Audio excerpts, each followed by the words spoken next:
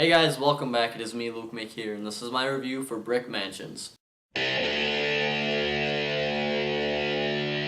So Brick Mansions was really the only movie coming out this weekend that I was kind of excited for because we had The Other Woman, which I really did not like, and then we also had The Quiet Ones, which is just another dumb horror movie. I'll have a review for that later. So we're just left with Brick Mansions, and this is pretty much Paul Walker's last big role, other than Fast and Furious 7, I believe. And I like Paul Walker. I think he's a pretty cool guy. He was never the best actor, and I feel bad for what happened to him, and I was really interested in this movie. I thought it looked like a pretty decent action movie. RZA was in it. I don't think he's the best actor either, but I was just intrigued by it. I was just excited to see what they could do with it, and it is a remake off of some other movie. I think it's called District 13, but the thing is, Luc Besson, the director of Leon the Professional, wrote that movie, and I think he might have he produced it or something, but he also wrote the screenplay for this movie, like the remake. He's been involved with all of them, and I just gotta say right now, the script for these movies are really bad, and something I'm just gonna say about Luc Besson, I don't really know what that guy is doing because Leon the Professional is one of my favorite films of all time, but I've looked at his filmography,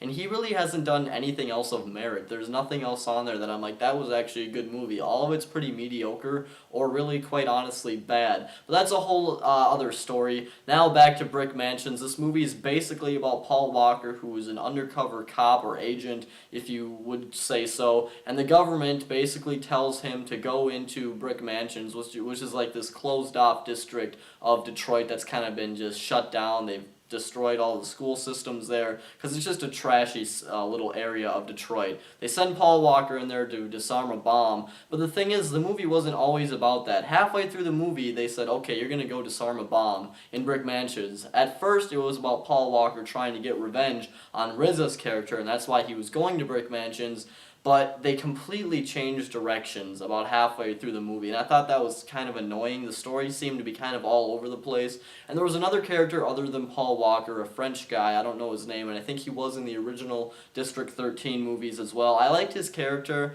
and I liked what he was trying to do, and he was pretty good throughout the whole thing, but he had another little side thing going with RZA as well, and that's pretty much the story. There's quite a bit going on. There are a lot of things that kind of get changed around halfway through the movie, and that was kind of annoying. The story is just kind of, it's very disposable. They just took things out, they threw things in whenever they felt like it. It just didn't feel very concrete.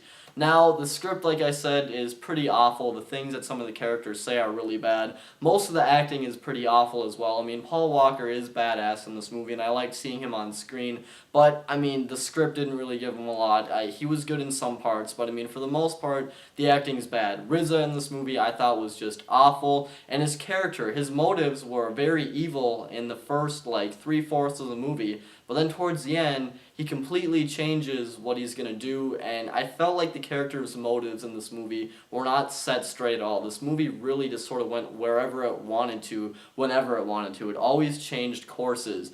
And I will say, though, that the action was pretty entertaining. It's really parkour based, and I thought it was filmed very well. I liked the action scenes. I like how Paul Walker couldn't really do some of the stuff that French guy I was talking about could do, because Paul Walker is just kind of a big, brutish detective or agent, like I said earlier, so he kind of has to just beat people up, while this other guy likes to run past them and jump across rooftops. I thought all the action in this movie was really cool, and it was an entertaining movie. I just feel like the story was too all over the place. A lot of the acting was really bad. The characters' motives just were not set straight at all, but like I just mentioned, the action was pretty satisfying. So I'm going to give the movie 2 out of 5 stars. It has a lot of problems, but I still did really like watching Paul Walker on screen, and it was an enjoyable movie. So this is lukemick signing off. Please subscribe, and I'll talk to you guys later.